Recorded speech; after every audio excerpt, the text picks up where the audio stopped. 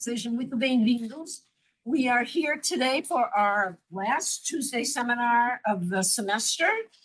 Yes. Okay. Here. I'm Fran Hagopian, and I'm sitting next to and in place of Steve Levitsky, our supreme leader, who usually does this. But who's shown that he knows absolutely nothing about Brazil. No, that's why flies down to Brazil, is being interviewed by all the major Brazilian newspapers, has his books on the bestseller list in Brazil because he knows nothing about Brazil. Has taught Brazilian students who are now trying to lead Brazil, so he knows nothing. This false modesty is really getting a little tiresome. We sit down to plan our seminars for the semester every year, and we try to think about what some important themes are across the region, some important events, elections. And we thought, well, there's municipal elections in Brazil this fall. Maybe it's time we take a look at and think about how Lula's third term and sort of return is going, and how governance is going in Brazil, and what the municipal elections can tell us. It was sort of a hodgepodge of ideas. And somehow, by some miracle of the brilliance of the people we have here today, we've got a great panel in store for you today. I don't think, and they've got a challenge, because Brazil has been moving fast and changing fast, and it's really hard to explain.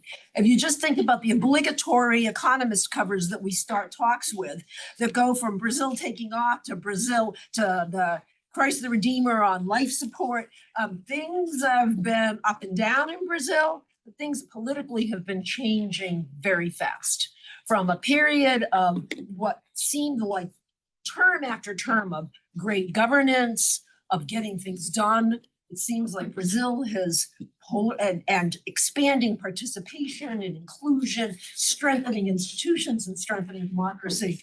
We've been asking the same questions about Brazil that we've been asking about the United States.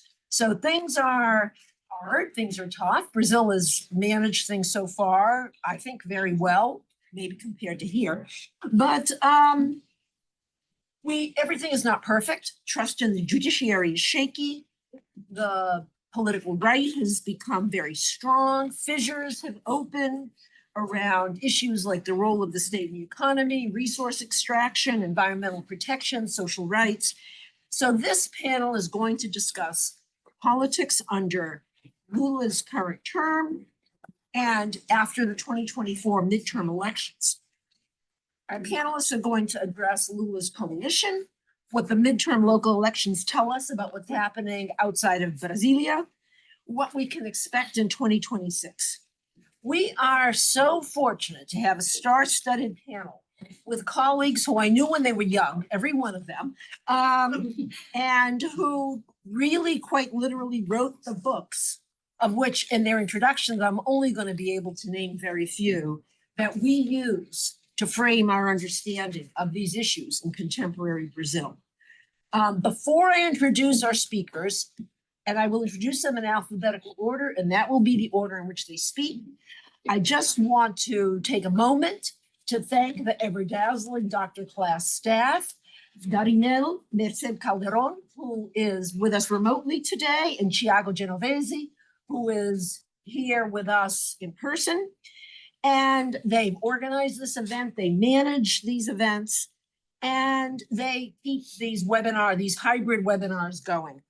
I want to remind everyone who may be tuning in from Brazil or elsewhere that Portuguese interpretation, Portuguese translation is available on the button, on the translation button function on Zoom. And also, you can pose questions to the panelists at any time during the session by entering a question on the Q&A function in Zoom. We will take questions from the audience at the end, as well as questions from people in the room, people online. We will get to as many as we can, I promise. So without taking too much more time from the speakers, let me just introduce them. Nara Pavão is an associate professor in the political science department at the Federal University of Pernambuco in Recife. It's a great department, and she is one of the world's experts on Brazilian voting behavior, and especially electoral accountability. I first met Nara when she arrived at Notre Dame as a child. I was like, who is this student from Brazil? She's so fantastic. But I had to leave, so I didn't get to teach her. I can't take any credit for how she has blossomed. She is working on projects related to misinformation, public opinion, and corruption. She also has expertise in experimental research design and survey methods. She has some of her most prominent work has appeared in top journals in our profession, the Journal of Politics. Her article on corruption is the only option is a classic. She's the co-author of, she's also published in Political Research Court and Electoral Studies, Latin American Politics and Society. She's co-author of Prosecutors, Voters, and the Criminalization of Corruption in Latin America, which was published by Cambridge University Press in 2020. Tim Power, another old friend, is currently head of the Social Science Division at Oxford University, or as the Brits say, the University of Oxford, where he is responsible for the management and academic leadership of the division. And he is responsible for maintaining the international reputation of the social sciences as a center of excellence. So if Oxford goes downhill, you know who to blame. He directed the Latin American Studies Center at Oxford, the Oxford School of Global and Area Studies. He is a top-notch student of comparative politics, comparative political institutions, democratization, parties, legislatures, coalition government, and presidential systems. Really, his work covers the gamut. But he is also one of the experts about Brazil in the world. And when I have questions about Brazil, the person I think about going to is Tim Power. He's written more than I can cite here without taking the entire session, but I want to mention his first book was about the political right in post-authoritarian Brazil. He is sort of the expert, he has been for decades now, about the political right in Brazil. And he is also, with Cesar Zucco, co-directs the studies of surveys of Brazilian legislatures that have been going on since Tim started this many decades ago. He can also speak about the Brazilian Congress and about Lula's governing challenges. So we're thrilled to welcome Tim back to the Tuesday seminar. And last but not least is David Samuels. David is Distinguished McKnight University Professor of Political Science at the University of Minnesota. His first book, Ambition, Federalism, and Legislative Politics in Brazil, taught us a lot about federalism in Brazil. When people really weren't talking about federalism, David was out in front about the importance of federalism and legislative politics in Brazil. He taught us about federalism, he taught us about politics in the regions, he taught us about the state's fiscal balance. His most recent book, again, the theme here, I'm doing the first and the last book, is with Cesar Zucco. It's called Partisans, Anti-Partisans, and Non-Partisans. And it's the foundation of David's work about political polarization in Brazil. And David had a whole new way of talking to us about partisanship and was the first to identify the primary cleavage as being petista, anti-petista in Brazil. So we are thrilled that he's here. And I'm going to do the reverse with David that I did with Tim. David is also a leading scholar of comparative politics, not just of Brazilian politics. His book, Inequality and Democratization, an Elite Competition Approach, written with Ben Ansel from Cambridge, won the best book prizes of the APSA.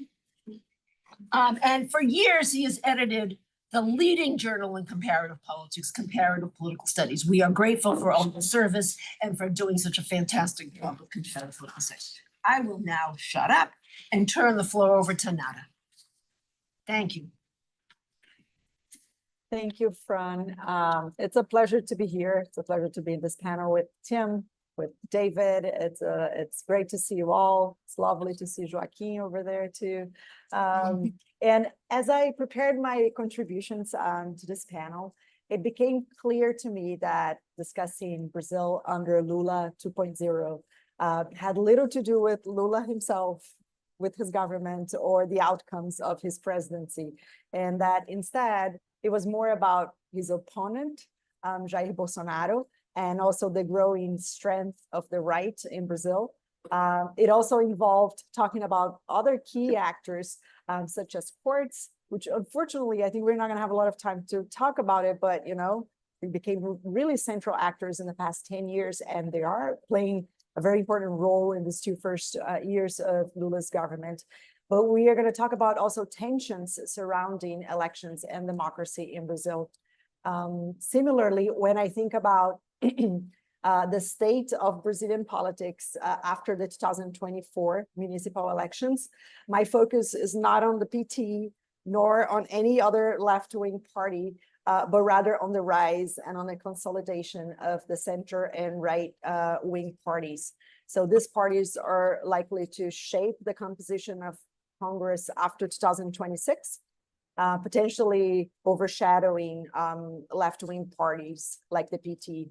So these thoughts serve just to anticipate some of the insights that may be relevant for this conversation today. And I would like to start talking about polarization in Brazil, which in my opinion is one of the most remarkable phenomena in current Brazil. Many scholars have called attention to the sharp divisions that exist in Brazilian politics now. And there are different ways to look at this phenomenon. David has been studying the topic in Brazil, and he will talk about it shortly. But I wanted to call attention about two specific aspects of this polarization that I think that I find interesting, and I think it characterizes the current moment that we in Brazilian politics now. So the first one has to do with the set of issues that became salient in recent years and that are now dividing voters in Brazil. The polarization we observe in the country involves tension and conflict, not exclusively about politics or policies or government actions or decisions or even worldviews, but over the political process, elections, democracy, courts. And a lot of the political tension and conflict that exists now in Brazil relates to the political process.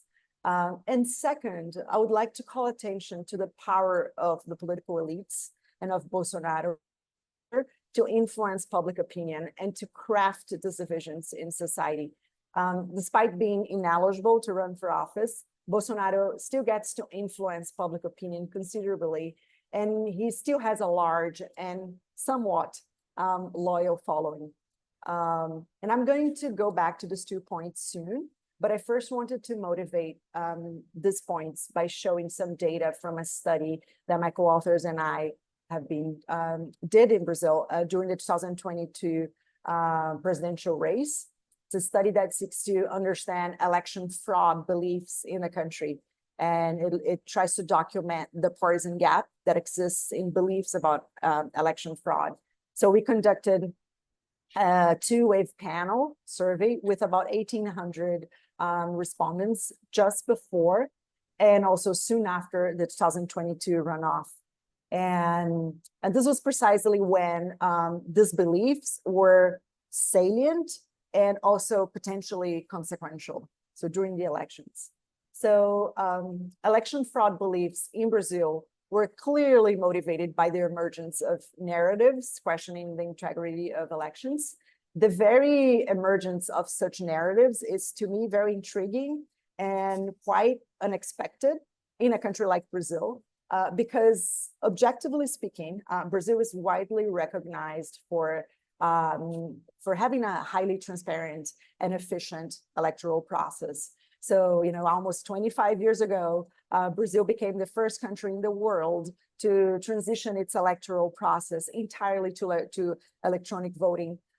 Voting machines have evolved since then, and they now include amazing features like biometric scanners for voter identification and other technologies that are likely to reduce the likelihood of fraud. But despite all this, and despite this strong reputation, strong positive reputation that Brazil enjoys in the international system as having, you know, a highly clean, right, electoral process. Bolsonaro consistently criticized Brazil's electoral system, claiming it was vulnerable to vote switching, hacking, counting errors. And these claims of election fraud were entirely unsubstantiated, making it remarkable that he succeeded in polarizing the country over an issue that it has neither been historically salient nor particularly controversial in the country. So I'm going to show some data from the study we conducted. Are you able to see the slides? Yeah. So this graph displays statements made by Bolsonaro that contain falsehoods about the electoral process. So these statements were fact-checked by Aos Fatos, which is one of Brazil's leading fact-checking agencies. And specifically, these statements, they include false or unfounded claims about election fraud, electoral mistrust, attacks on the electoral court, and the election polls. What we see here is that these statements were prevalent throughout Bolsonaro's tenure, but they become more frequent in 2021, and they also intensify again during the 2022 elections. And we also look at the salience of these issues in public opinion, right, by using Google Trends data. So this figure indicates the interest in election integrity, and it shows that this interest peaked during the last two electoral cycles in 2020 and especially in 2022, right? So this the interest in election fraud began as early as 2008, but we really see the peak there in 2022.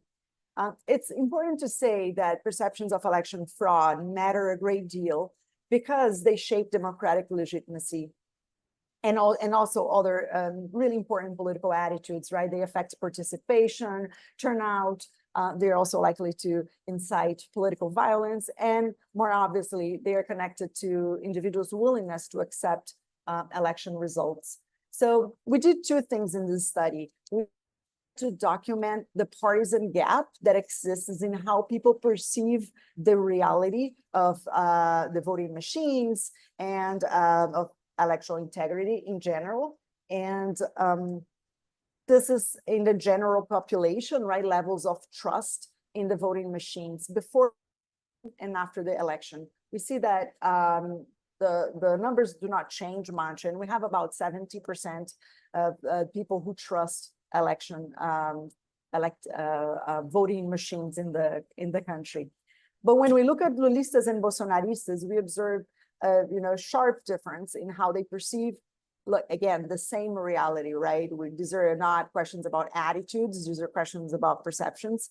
And we see that Lulistas, or people who support Lula or the PT, they tend to have high levels of trust in the voting machine. So it's close to 100%. And when we look at Bolsonaristas, we see that these levels are much lower, right? So they are considerably less likely to perceive voting machines as trustworthy, right? So the gap in trust between Lulistas and Bolsonaristas is about 67% before the runoff and 73% after the runoff. And this difference is statistically significant. So this is just to kind of document this gap, right, that we find concerning. And then we do a second thing in this study. We also investigate the nature of this gap that we find. We are interested in understanding how sincere people are when they offer their beliefs about election fraud. And so basically, we're trying to understand how sincere are these opinions that divide the country, right? So put differently, can we take these beliefs at face value, or do they simply reflect partisan cheerleading? For us, this was important, right? To understand what people were really looking at the same reality and seeing completely different things, or if they were just, indicating that they didn't trust the voting machines just to, to signal their sympathy for Bolsonaro or something like that. So are Brazilians being sincere about this? And to answer this question, we applied different experimental techniques to elicit truthful answers, right? And using these different techniques, we find that respondents are in fact being super sincere when they offer their views on the voting system and when they're answering this question. So the main takeaway of this research is that the gap is not only huge, but also real. And this gap, it reflects really, how people see the reality. So I think it tells us a lot about the nature of polarization in Brazil and how strong it is. So now going back to the 2 points I made earlier. First, talking about the power of political elites in crafting this political conflict in general and these divisions in the country. And we see that political elites have a lot of power in defining how people see and interpret the world, right? And the polarization in Brazil has produced, in my view, not only antagonist groups, but also two completely different realities. And, the country is divided in terms of how people see the reality. It's not only partisan cheerleading, it's really, people are really looking at different things when they look at politics. And the second point, right, it has to do with this intense and real conflict has emerged that has emerged in the country, right, regarding the rules of the game and also the functioning of elections and of democracy in the country. In my view, it's really key to explaining important events that have marked Lula's current term. So from the January 8th attacks to the most recent revelations about the planning of a coup in Brazil, and also the assassination of Brazil's president, vice president, and Supreme Court justice. It's clear to me that some political leaders in Brazil not only embrace authoritarian rhetoric, but that they are also, to varying degrees, willing to take action to undermine democracy, sometimes even employing blunt and old school tactics, such as coups. So it's also clear that these elites have a lot of popular support. And this is true, in this first 2 years of Lula's government. And based on the evidence we have, I think it's unlikely that voters will be able to condemn or to counter these attacks to democracy because of the level of polarization that we observe in the country, but also because of the nature of this polarization. And now I'm going to talk briefly about the 2024 municipal elections and about the status of Brazilian politics after it. So naturally, municipal elections, they often provide insights into the performance of the national government.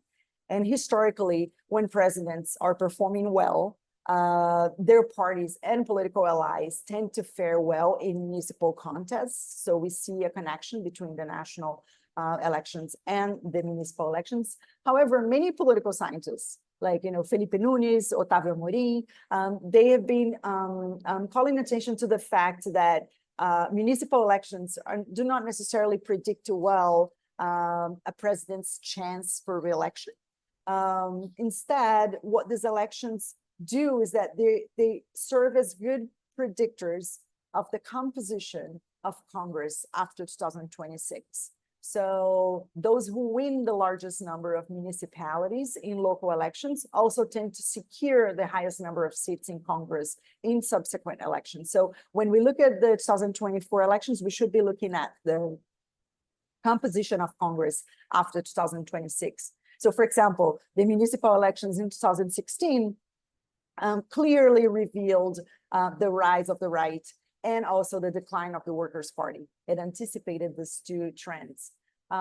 So some other thoughts about the 2024 elections. So we have observed the growth of the center and right-wing parties in Brazil, including PSD, MDB, PP, União Brasil, and Republicanos.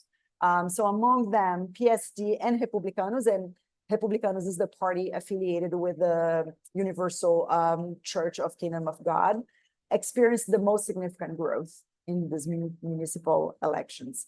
But still, PSD and MDB, which are, central parties in the center and associated with the Centrão, they emerge from the municipal elections still as the largest national parties, and they will govern about 40 million people each from now on.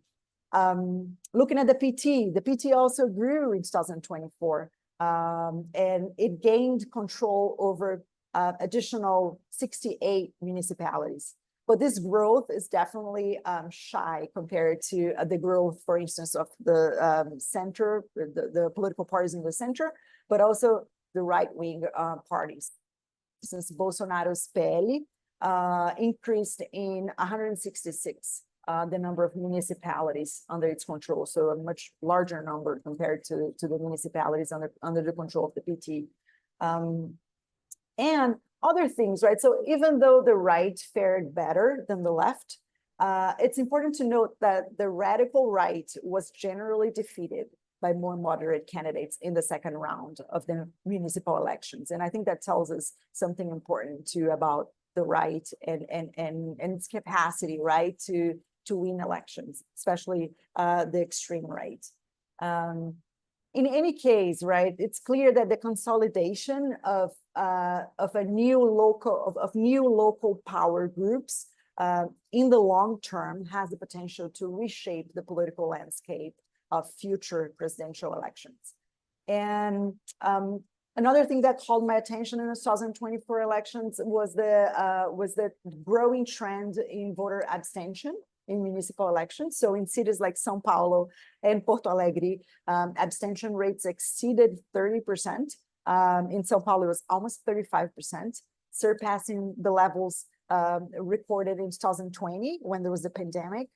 And finally, I think these municipal elections allowed us to better understand the nature of the right in Brazil. I know Tim is the expert on this topic here and he will talk more about it, but I talked a lot about Bolsonaro, and I think, looking at this municipal race is important because it helps us understand the nature and the scope of polarization in Brazil. Because even though I talked a lot about Bolsonaro, right, we still need to understand the right in Brazil. While the PT poll is well known, right, and has been there for decades, the opposite poll is quite new and it's still relatively unknown, right? So it's clear that Bolsonaro currently occupies that poll, and in a way, he's still the main leader of the right in Brazil.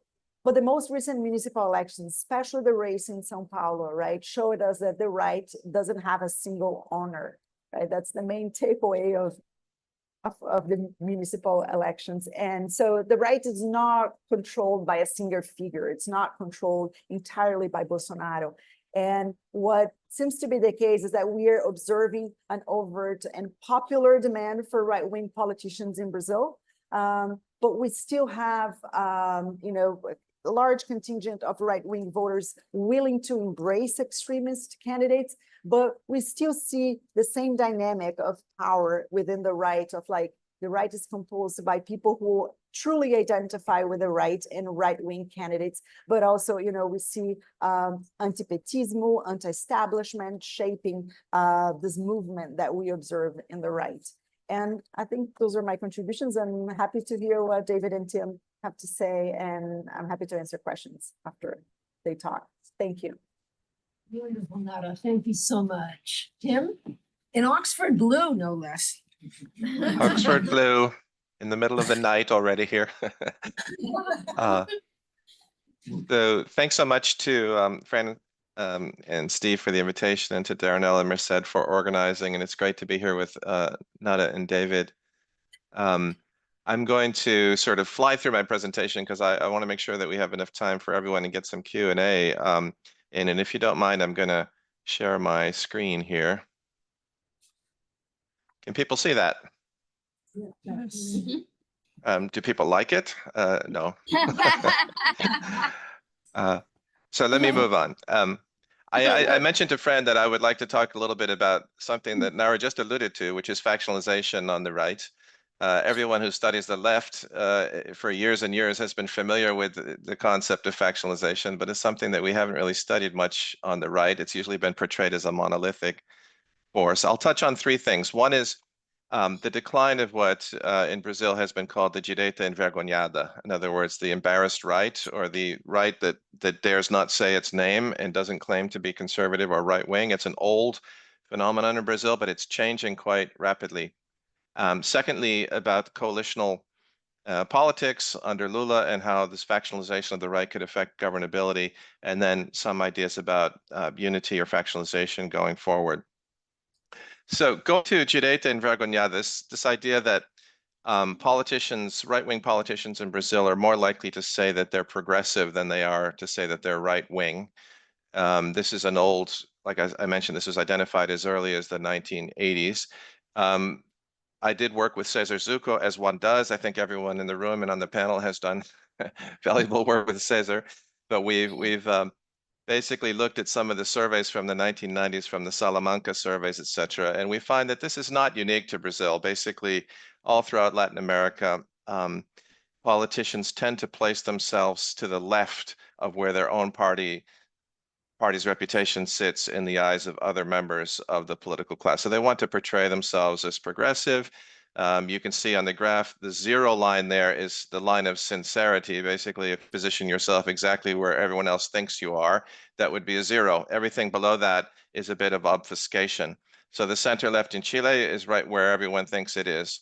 But if you look at Brazil, left of center politicians, which is the diamond, they actually position themselves even further to the left than others think they are. And then the right is just way over there.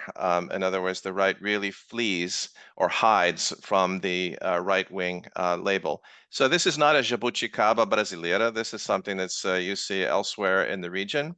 And you would expect that in a region with high levels of poverty and inequality, one would want to present oneself as an agent of change and be progressive looking.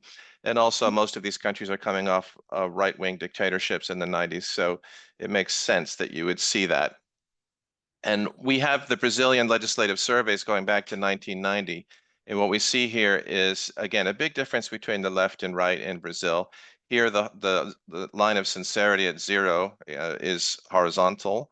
And you see these two solid lines. Left of center politicians are closer to reality in terms of the way they portray themselves. But the line way below is the right of center. And again, big levels of obfuscation. But you see the trend over the last three legislatures is the right is becoming more and more likely to say where it is, to identify itself as conservative or right-wing. And this is a bit more complicated. This is basically birth cohorts of politicians in Brazil. And basically what you see is that politicians who are younger, particularly we make a cut in 1967, which would be people born after that year would have reached adulthood sort of in democracy. Right-wingers who are of a younger birth cohort are much more likely to present themselves as right-wing than the ones you see born in the 40s, 50s, and 60s. Those are the ones that were socialized to the military rule and were more likely to flee from the label of right-wing. But we all see this in style, right? So I think this is on the picture on the left is the old right, the backslapping, smoke-filled rooms, deal-making, patronage, clientelistic right wing that we know from Sarney and Antonio Carlos Magalhães. And on the right, we see the younger, boisterous, in-your-face, sort of provocative, provocateur type right wing that one is more likely to see on social media and on TikTok and YouTube, et cetera. This is a performative right. There are probably a lot of Brazilians in the room who can explain every one of those photos. I'm not going to do it because we don't have time. But basically, you also see the international influence that was completely absent from the old right, which is very present in the new right. The relationship between Eduardo Bolsonaro and Steve Bannon, for example. I'll come back to that. So why has there been this decline in obfuscation? Why is the right coming out of the closet? Why is it identifying itself more as a right-wing force? probably the most obvious explanation I've already touched on, which is intergenerational population replacement, right? Which is the social sciences fancy way of saying that every day some people die and other people are born and take their place. And the people who take their place are socialized to different conditions. And this is what explains how societies change and cultures change without any individual ever changing on the fly, as it were. So basically, the politicians directly associated with the 64 to 85 regime have mostly vanished from politics, almost entirely. José Sarney is still alive. He's the last person who served in Congress when it was in Rio de Janeiro, and he's still with us. The second sort of possibility here is basically, for every action, there's an equal and opposite reaction. So politicians socialized after the coup, and in the 60s and 70s during the Brazilian miracle, et cetera, had one set of circumstances, but politicians from the right entering, say, between 2003 and 2016, they entered politics during a long period of PT dominance. The PT won 4 consecutive presidential elections and has finished first or second in every single presidential election since '89. So this is if you're entering politics and you define yourself against something, you're defining yourself against the PT incumbency, and this probably incentivizes some radicalization. A third factor here is what I mentioned earlier about international influences in contagion. This was never important in the Brazilian right until 10 years ago, let's say. Bananism and the local variant, which is Olavismo from Olavo de Carvalho. These are very much plugged into international populist networks, national populism, right-wing populism, etc. Anyone who looks at video of January 6, 2021 and compares it with video of January 8th, 2023 can see emulation, can see contagion, right? I mean, one is a copy of the other. So there's a script and there's a social media script that's being followed. And then finally, this doesn't apply only to the right, but of course, the rise of the social media means the cost of mobilization has declined. Radical, unpopular speech can be outsourced in ways that can't directly be attributed to individual politicians all the time, but they have their minions, as they say, Bolso minions, etc. When mobilization was traditional in Latin America, the left had an advantage. When it was about unions and social movements and neighborhood associations and religious groups, etc., the left had an advantage. When social media became available in Brazil, I can't speak for other countries, but in Brazil, the right really picked up steam. The 2018 campaign by Bolsonaro was famous, I think, for utilizing online resources. So let's turn to polarization, which Nara brought up. And here I'm looking at elite polarization rather than mass polarization, which I think both Nara and David can comment on much better. But basically, we have positions of left-right positions of all the parties in Brazil going back 30 years in the Brazilian Legislative Survey. And we can look at polarization. How do you do that in a multi-party legislature? Well, there's a number of different ways. I'll just focus on the simplest way, which is the MAAD or MAD, which is the mean average absolute distance. You take the average ideological distance of one party to every other party, you take the average of those averages, and you weight those averages by each party's size. So a distance of X between 2 big parties will have a huge impact on the measure. A distance of X between a big party and a medium-sized party, less. A distance of X between 2 small parties will have a small impact on the measure. So it sort of picks up sort of the average distances that you see in the political class. And what you see here, this is the best line to look at is the MAD, which is the dash line on top on the right. And what you see here is something rather surprising, is that polarization declined in the first decade or so of democracy. And in fact, polarization was at its historic lowest when Lula was in power in the 2000s. And now it is highest when Lula returns to power in 2023. So Lula is somebody who is governed simultaneously at the lowest and highest levels of polarization of the political class in Brazil, which is rather sort of surprising.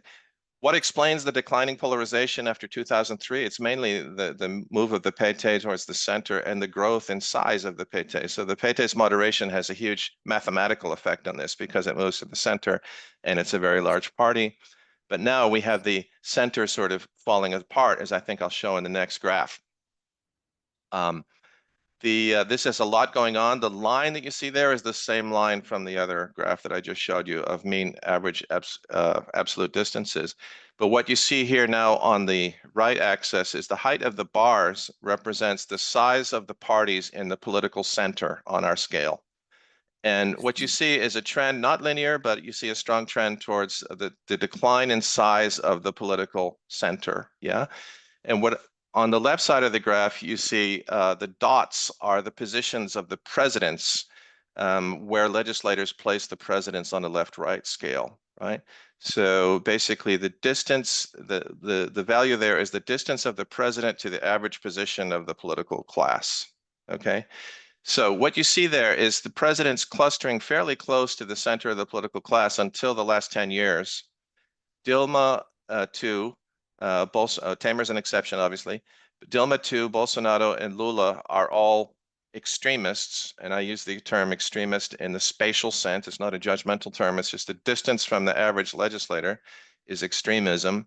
Dilma, Bolsonaro, and Lula very distant from the average legislator, but Bolsonaro closer than Lula. Yeah. So we have a scenario where it should be harder to govern. And if I step back to look at the Bolsonaro ideological map during his government, this is parties on the left-right scale combined with their level of support for Bolsonaro in the lower house. You can see something strange, which is that even the PSOL votes with Bolsonaro 20% of the time. It's because it could be naming a bridge or extending a federal grant or something like that. But if you look at there's clearly two families there. And these are how they did on the 2022 elections 2 years ago, last month. It was an astounding victory by the right. You know, the presidential election is obviously very important. Lula won that by 1.5 points. But the way the international media reported it was something like the return of the left to power in Brazil. That's really not what happened. If you look at the governor's races outside the Northeast, it was a very good year for the right. And if you look at the results for Congress, it was an astoundingly good year for the right. Probably the best performance by the right ever since democratization, since the Constituinte. So we need to look at that. Lula starts with 76% of the seats looking away from him in the lower house of Congress.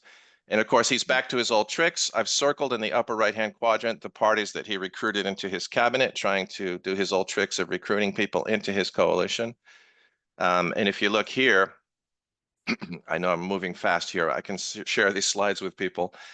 But basically, the three parties that he picked off from the center-right, União Brasil, MDB, and PSD, into his coalition, are the three most underrepresented parties in the cabinet, right? So they're in there, but they're there's a slight whiff of tokenism there in terms of how much influence they have in the cabinet. And that was a mistake Lula made back in 2003.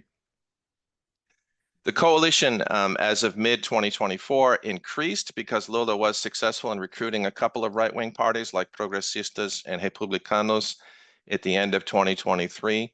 But again, the budget and the preponderance of the ministries remain in the hands of more reliable left and center-left parties.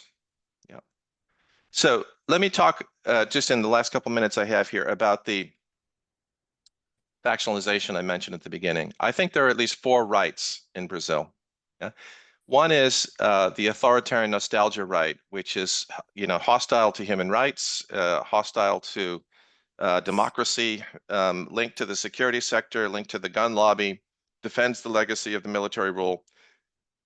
20 years ago, this was basically Jair Bolsonaro sitting in the back row of Congress by himself. Yeah. But things have changed. There is a more sort of openly nostalgic, authoritarian law and order type right. This is not unique to Brazil. There's a religious right linked to neo-Pentecostal churches and to a conservative moralistic agenda, a culture war agenda, etc. There's a very small economic right.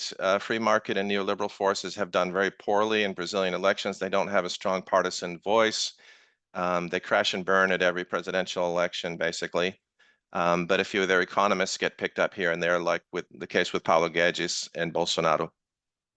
And then you have the massive sort of centrão, which is the center-right, amorphous, sort of nondescript parties for rent, These are politicians that Maria do Carmo Campelo de Souza used to call the invertebrate center, which I think is a great term.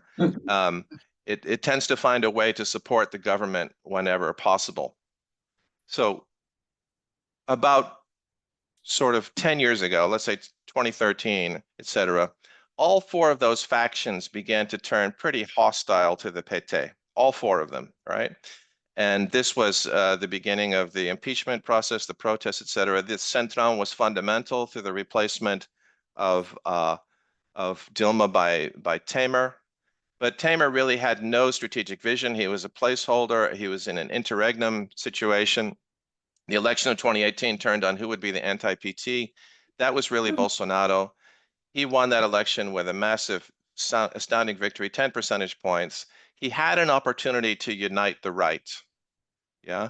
But this didn't happen. And I think this goes back to the points Nara was making at the end about these elections.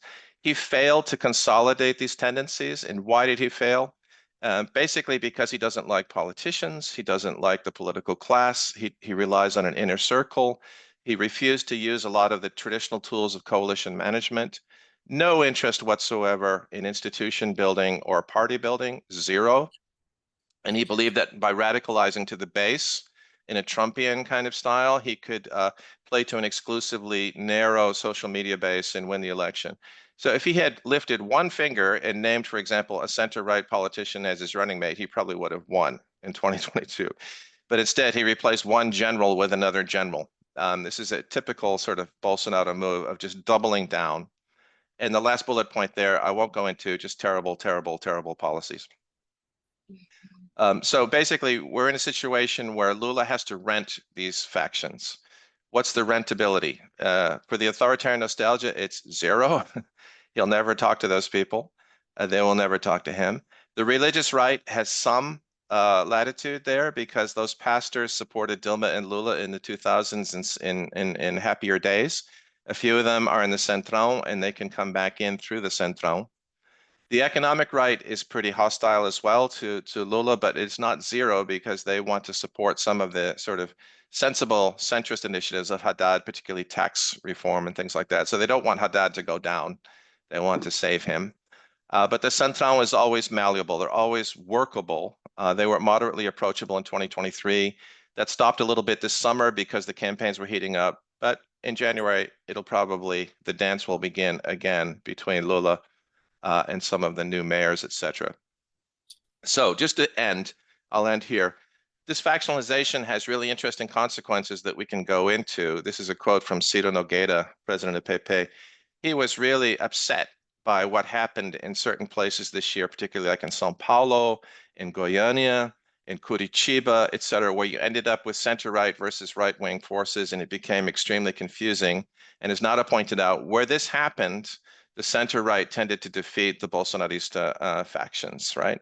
So in other words, the failure to unite the right under Bolsonaro had consequences or downstream repercussions in 2024 that have led to basically victories by more center-right, traditional right parties in several of the major cities in positioning certain people like Tarcísio or Ronaldo Caiado and a few other people as kingmakers going towards 2026. So that's just some food for thought about where the factionalization has left us, and I'll stop there. Thank you so much, Tim. It was, you got a lot in an impossible amount of time that we've given you. So thank you. Last but not least, David. Let me stop sharing, sorry. Okay, Tim, I need to share my screens. I think yours is still. There you go. There we go. So I'm gonna share this here. Can all see that? Notice David still has books. These are all for show. As we said in grad school, read that. I haven't even taught it. Anyway, let me start my story here with this slide instead of a title slide because I want to frame everything. I'm giving a more kind of macro story here about the goal of the project I'm working on is to try to really get at the roots of polarization and go beyond the notion to me that it's about, say, corruption allegations or any of these kinds of of issues. But to just put things in context, if you've seen the book that I wrote with Cesar that came out 6 years ago already, we start with this, which is that at the birth of the PT, about 10% of the population said they were either Pechistas or if they had to pick a party they didn't like, it would be the PT. And that grew and then declined during the Mensalon with the Pechistas, but it's been a fairly steady climb back towards about a quarter to 30% of the electorate would declare themselves to be Pechistas when asked if they have a party. And the same proportion, approximately, maybe even a little bit more, would say that if there's a party they don't like, that it would be the PT. And most of the people who say there's a party they don't like do not have a party that they like. So they are mostly negative partisans. And knowing who you like and who you don't like certainly narrows down or increases the probability that we can guess who you're going to vote for or against. And so I think this remains a pretty important question for us to figure out, and that is, what are the roots of polarization? And in this book, Cesar and I kind of punted on this question. We didn't really have a good idea, number one, and there wasn't really any good data trying to help us understand what the roots of the partisan attitudes were in Brazil. And so here's my title slide for this project, and we're continuing to work work on this project now with Fernando Melo, a Brazilian who's currently on a postdoc in Madrid. And the story that we're trying to tell goes back to the first election of Lula. And the basic logic is that Brazil's society has undergone some pretty dramatic transformations that everybody knows about, but we don't really relate to the question of polarization and partisanship fairly regularly, or as what we would say is as much as we probably should. And the changes that we highlight are not entirely due to the fact that the PT took power 20 years ago, but at least partly due to the policies that Lula and the PT implemented starting in 2003. And even if those changes are not, the changes the society has undergone are not due to those policies, people think that they are due to those policies. They either credit the PT and Lula or they blame the PT and Lula. And I just kind of listed some of these policies. And if anybody's interested, we do have a paper that I could send you. Just email me and I'll send you the draft of the paper. And there's a list. This is only a partial list of some of the most important policies that have, the bottom line is that the PT, they tried and partly accomplished what they said they would always do, which was to improve social mobility for excluded groups of people, particularly the poor, non-whites, and women. And when you put all these three together in a kind of intersectional way of thinking about things, you think about 500 years of Brazilian history, this is a really radical transformation, not simply in material terms. We're not really focused on whether people actually gained or not. It's the perceptions of who has gained and who has lost. Because when somebody else gains, if you've studied anything about polarization these days, people think it's a zero-sum game. If someone gains, that means I must be losing. That's what's going on in the US. That's what's going on in Europe. And so what we're doing is we've saying, look, there's a connection here between this collection of social welfare policies and policies related to gender and sexual equality that are underlying both positive and negative perceptions of the PT. And so for us, allegations of corruption, that's a consequence of this story about status perceptions, about who deserves to be a beneficiary of government policies and who doesn't deserve to be a beneficiary of government policies, because these policies have partly, not completely, it's not a revolution, but they have partly upended centuries-old hierarchies of race, class, and gender. And we see this in policies such as Bolsa Familia. This is just a government propaganda picture. But then you see things like this, which some of you may have seen, which is from a famous actress, Betty Faria, and she's commenting on some muggings in Copacabana, and she says, look, this was done by the children of recipients of Bolsa Familia who didn't take birth control. So what's really interesting to me, to us in this project, is the intersectional nature of this. Someone immediately racializing Bolsa Familia, which is a social welfare program, then also 90-some% of the recipients are women.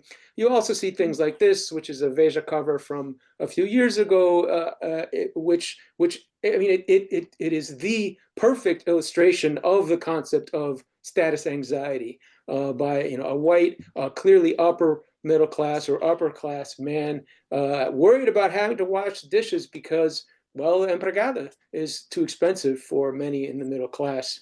On a more humorous note, I always show this picture, which was from the protests against Dilma leading up to the impeachment, and I love the headline there: "Manifestantes vão às ruas," which is, protesters head to the streets. It's like, that's not a street.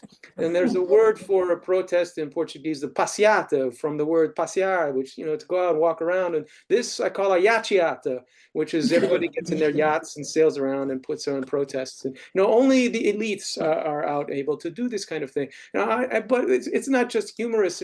Pictures like this appeared in the paper, people on their way to a protest against Dilma. This picture is worth 1,000,000 words to me. And everybody who's been to Ipanema has walked in front of these Rei do Mate and Visconde Pirajá, which I don't think are there anymore, but whatever. It's like there's the appropriation of the Flamengo shirt. There's the poodle. There's the empregada, the baba with her anachronistic uniform that they're forcing her to accompany them to this protest and push their babies along with them.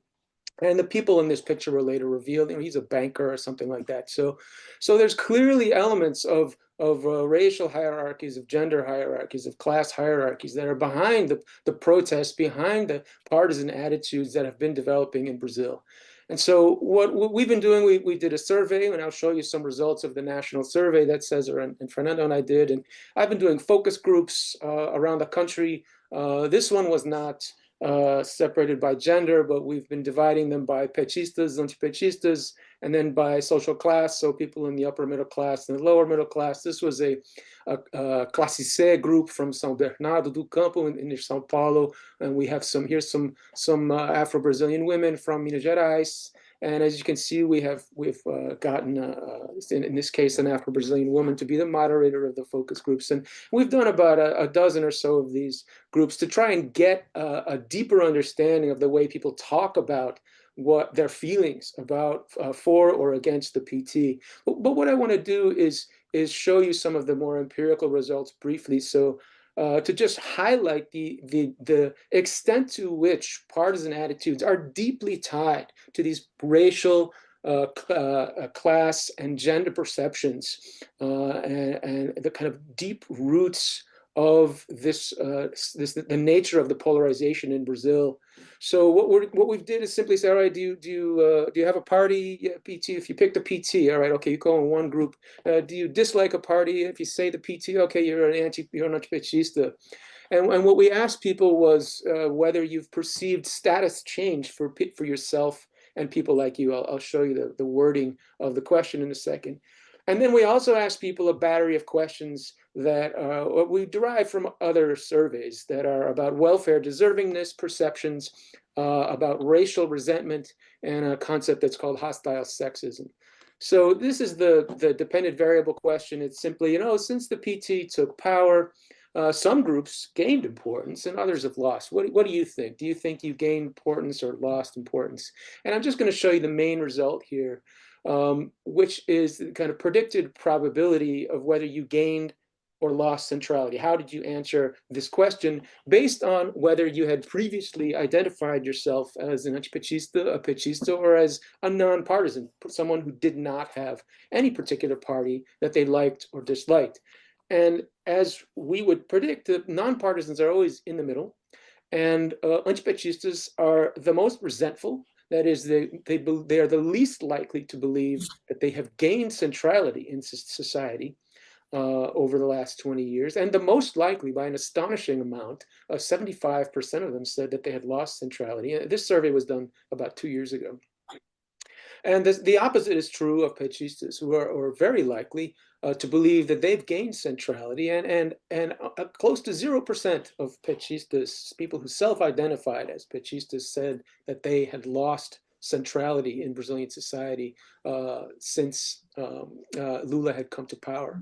Now, I just want to show you some of the other results relating this concept of centrality, because we didn't think it was enough to ask people, well, did you win, did you lose since Lula? What we're trying to get at is well, what does it mean to think that you've won or that you're loved? What do you approve of, or what are you resentful of if you believe you've lost? What do you approve of if you believe you've gained? And so that's why we pose these questions about welfare deservingness. And this question comes from European surveys and from American people. So these are the kinds of questions in the battery about welfare deservingness. It's just simply trying to isolate people's perceptions about whether people who receive government benefits are essentially lazy or not.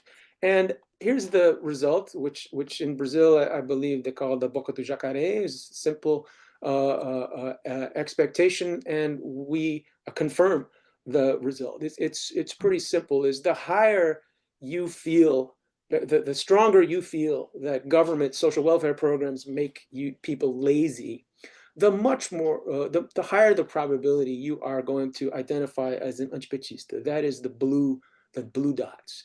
And the opposite is true for pechistas. That is, the more conservative, the more you think government social welfare programs make people lazy, the less likely you are to identify as a pechista.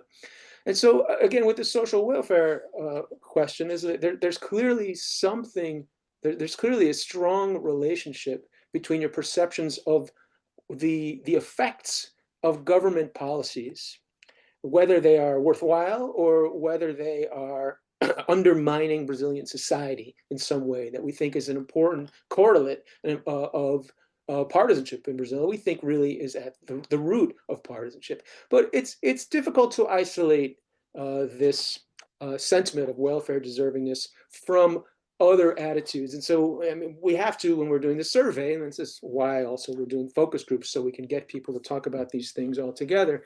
But we also ask this battery of questions. And of course, these are all translated into Portuguese, but this is the racial resentment battery that we pulled from a set of surveys around the world. And again, we construct an index where people who are more racially resentful, well, we expect them to be antipechistas, and the opposite would be true for pechistas. And once again, even to a stronger degree, you see the same sort of alligator mouth opening up, where people with the highest level of racial resentment are at least 75, more 80% likely to be antipechistas, whereas people with that level of racial resentment are close to 0% probability that they would identify as a pechista. There's really clear similarity between this result and the previous result. And so perhaps unsurprisingly, what do you think we're going to get when we ask people this battery of questions? Now, there is also a benevolent sexism battery, and anybody interested in that, I could talk about it later. It's basically a paternalistic. This is a hostile sexism battery, which focuses mostly on activism and women who are pushing boundaries.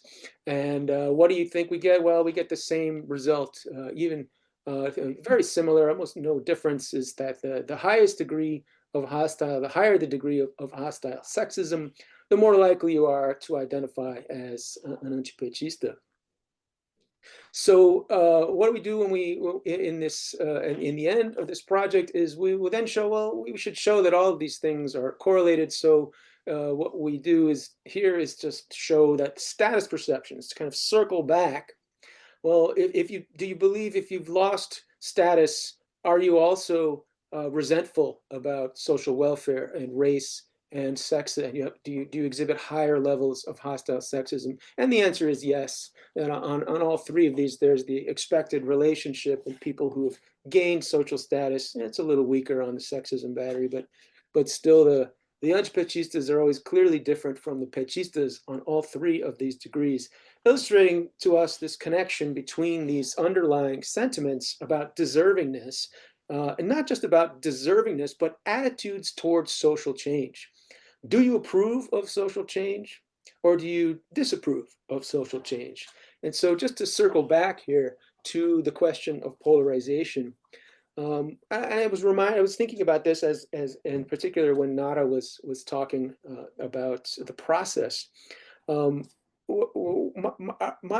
take on the polarization is to ask people to think for a minute, whether you're Brazilian or not. Think about the U.S. for a minute, and to think about what people say about polarization in the United States and the roots of polarization in the United States. To me, the issue about the story about polarization is one about who counts and who gets to be counted as a full citizen in the country. African Americans and other minorities, immigrants, etc. And I think this similar kind of issue underlies the story of polarization in Brazil. There's the root of anxiety or even outrage is fundamentally about the question of the role of government in promoting social change. And the PT governments have been successful through their policies and somewhat through luck also in promoting social change, in particular for these excluded groups, the poor, non-whites, and women. So if you don't like this sort of change, you are much more likely to identify as someone who dislikes the PT. And if you approve of such change, you are going to likely be identified as a petista.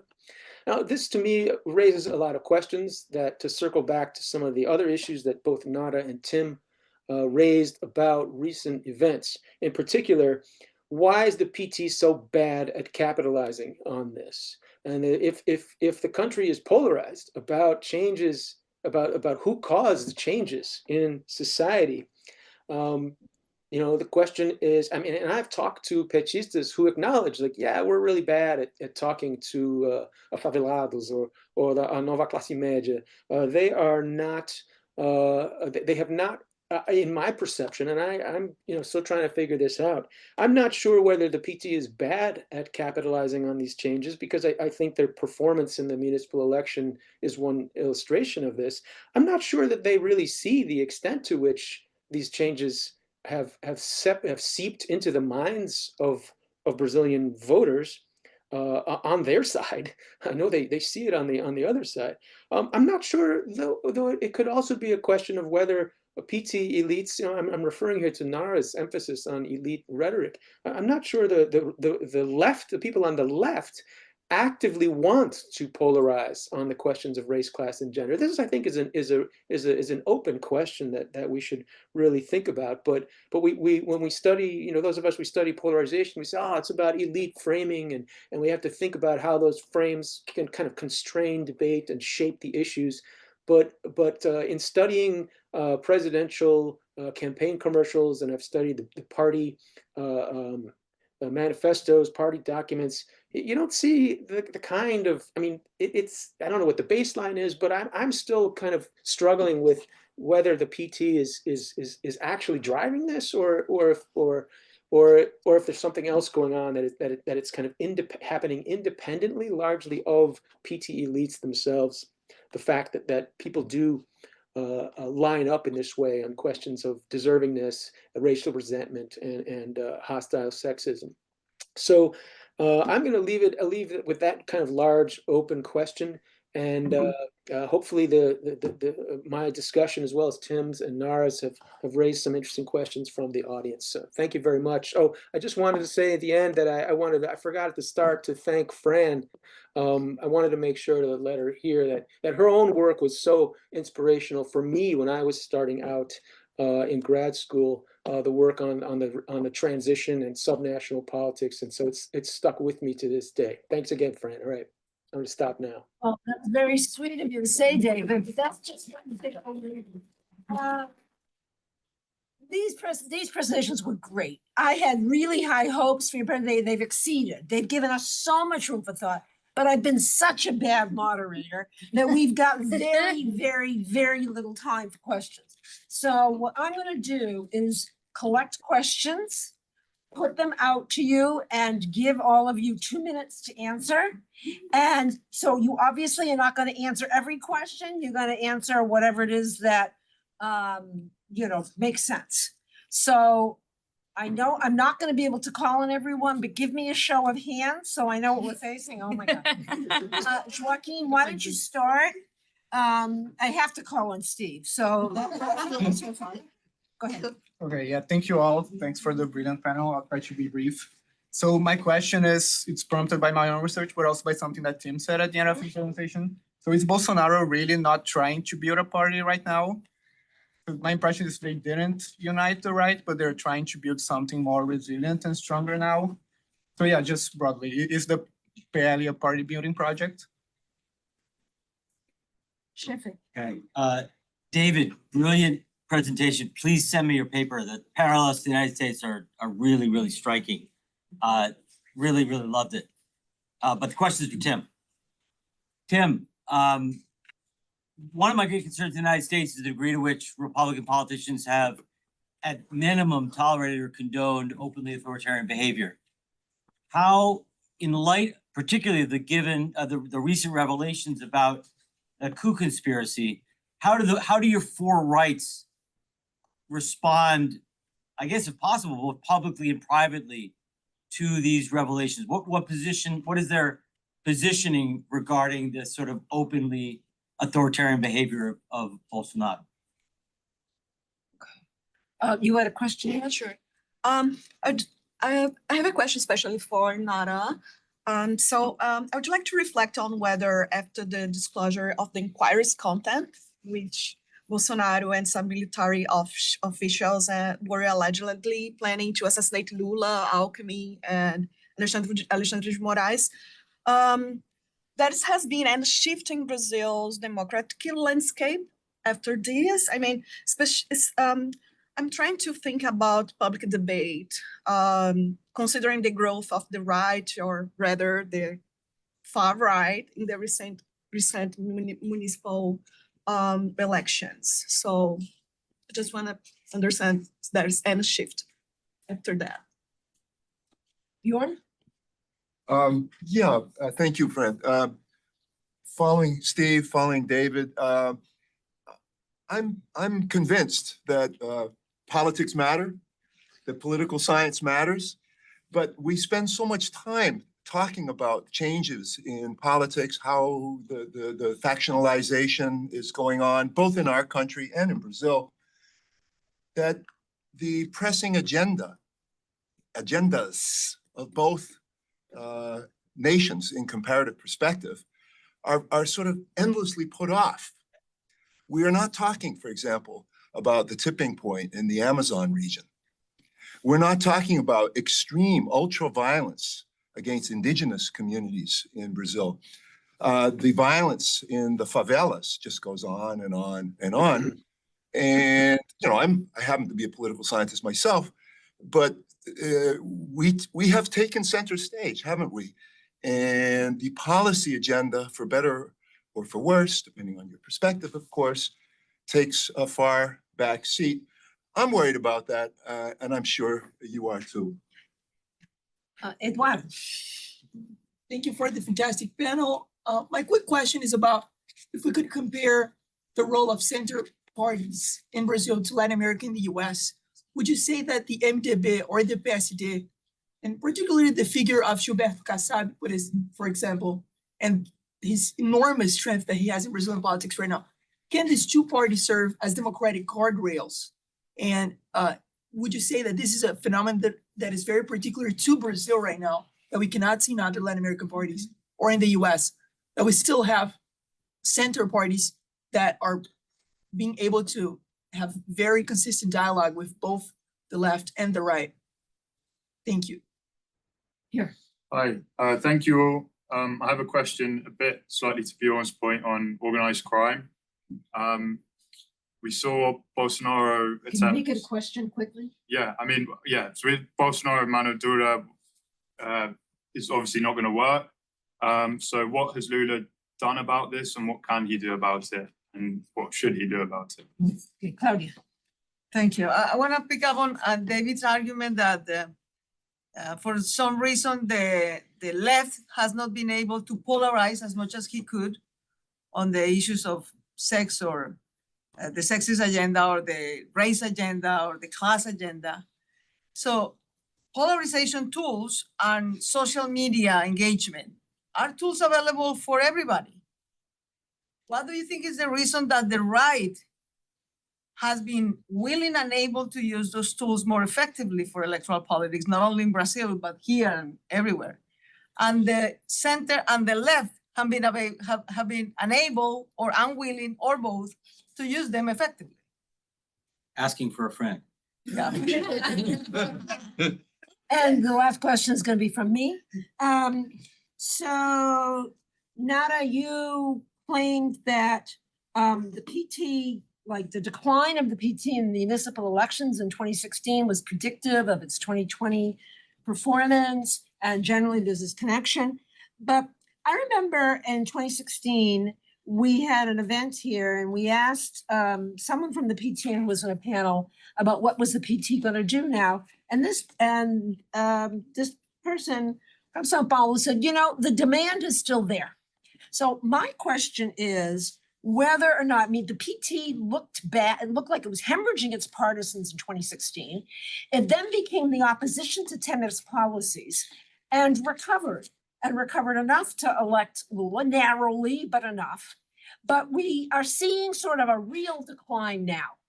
And what I wonder is what's happened to the electorate where there was a demand. There is an electorate that has benefited from PT policies, has been eloquently presented here.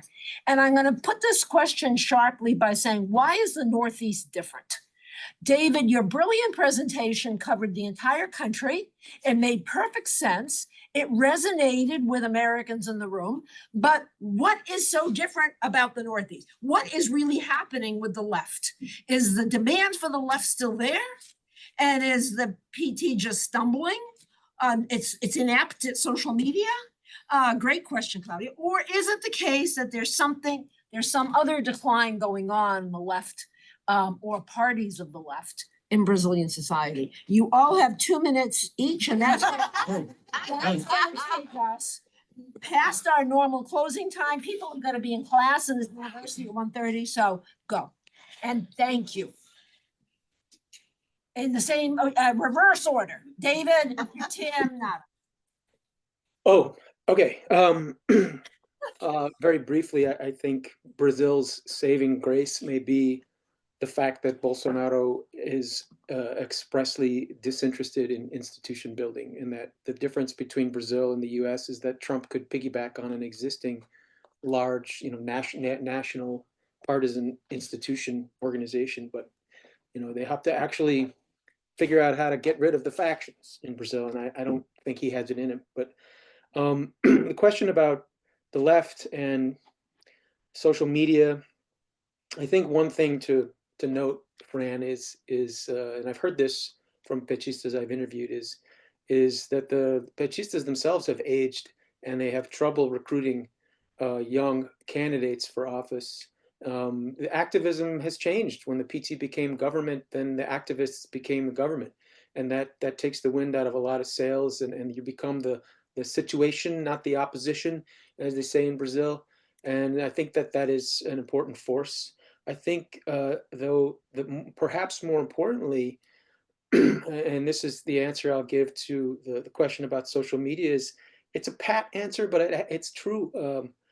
Social media is an outrage machine, and moral outrage and the emotion of shame are the most important motivating forces in politics. And the left is about hope and change. And I think we see this all over the world, that the left cannot capitalize like the right on social media because it's a structural thing. I think I don't know exactly why, but it doesn't work as well. And I think the numbers they show this in every country. The right has 5 million followers, and the left gets 50,000 or 500,000. Still, it's just not the same. I think the demand for the left is still there, but I mean, this is what I'm scratching my head about is that an inability or unwillingness or ambivalence about how to articulate the benefits the government has brought in a way that would be electorally successful. And I'll just leave it at that. These are great questions. Fantastic. I wish we had more time. I was just following up on the social media question. I mean, I think another reason for the right's advantage is that their messages are easier to simplify. And I think this is painfully clear in the US as well. Trump can run in a campaign like immigration bad and 2 words fit on any tweet. It's much easier to simplify for the right than it is for the left. Their arguments just sometimes are not reducible to the format. But anyway, that's probably a structural advantage of people who aim to simplify. Going to Joaquin's question, I mean, is the PL a party building project? I think that there'll be efforts in this regard, but my own view, my instinct is that this is too late. In other words, the moment for Bolsonaro to have done this was 2019, 2020, before the pandemic and his so-called honeymoon, etc. But what he did was he tolerated a situation in which you can be a Bolsonarista in any one of 6, 7, 8 parties and still be part of the family. And once you've let the cat out of the bag like that, take, for example, Ricardo Nunes being elected mayor of São Paulo as a member of the MDB. I mean, what incentive do you have now to create a party if you're going to run around the country campaigning for people of 5 other parties, etc.? It's not very coherent. So, I mean, and also the fact that he has been ruled ineligible, as Nara said at the beginning, just makes it very difficult to think about succession in a party like that. And I think Steve's question is great. I mean, I don't know if Steve, you saw this 2 days ago in the cover of the Folha de São Paulo. They had a big feature-length story about semi-loyal opposition and sort of riffing off of your work and on Juan Lintz's work about what do the moderates or the centrists or the center-right in our case here, what do they say about the openly sort of coup-mongering activities, et cetera? And I mean, it's early days for this last plot, et cetera. It's still early days, but the response has been pretty deafeningly silent, I would say. Like not very many people on the center-right coming out to condemn this. The thing that made me really laugh was Sergio Moro saying we need to see the evidence first. It's the last person. It's the last person who should be saying that. But I wonder about this because in many districts, in many states, in electoral bases, these people are going to be reluctant to come out swinging, in a pro-democratic, anti-Bolsonaro stance, because they're going to have to win the voters that went with Bolsonaro. They have to migrate somewhere. It's the same sort of thing we see in Western Europe now, the schisms between hard right and center right parties and whether they can go into coalition, et cetera. So, but right now, it's early days, but I would say that the response has been very disappointing. Thank you, Tim. Nara. So I think these are great questions. I'm going to try to answer 2 of them. So the first one is that I don't believe that there has been any significant change resulting from these revelations of the coup conspiracy.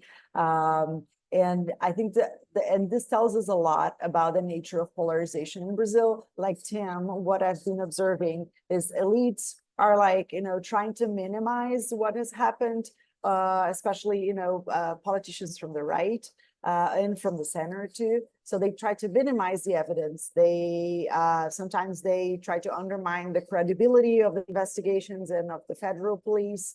They turn against Moraes and the Supreme Court. So, and again, I mean, that tells us a lot about the nature of polarization, right? That it's just like polarization is so strong in Brazil that it overshadows kind of any possibility of people reacting in a way that we would expect to this events, right?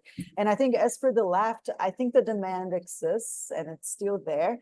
But I think the demand is somewhat kind of dormant, right, and more stable. In contrast, the right is exploding, right? Like it's full of possibilities. It's discovering a new world. We just see a lot of competition in terms of the supply of right-wing politicians in Brazil. So it's a camp that it has a lot of competition. And so I think this is where the movement is, right? And so I think it's not the right or the demand for the left does not exist. I think it's still there, but it's not salient, right? And I think basically this polarization also leaves little room for us to discuss other issues and other important issues, right? Like climate change and poverty and other issues that should be in the agenda, but it's kind of not salient enough to be discussed by by people, right? And to have salience and importance in the government. Okay, well, I can't thank the panelists enough. Please send us your paper.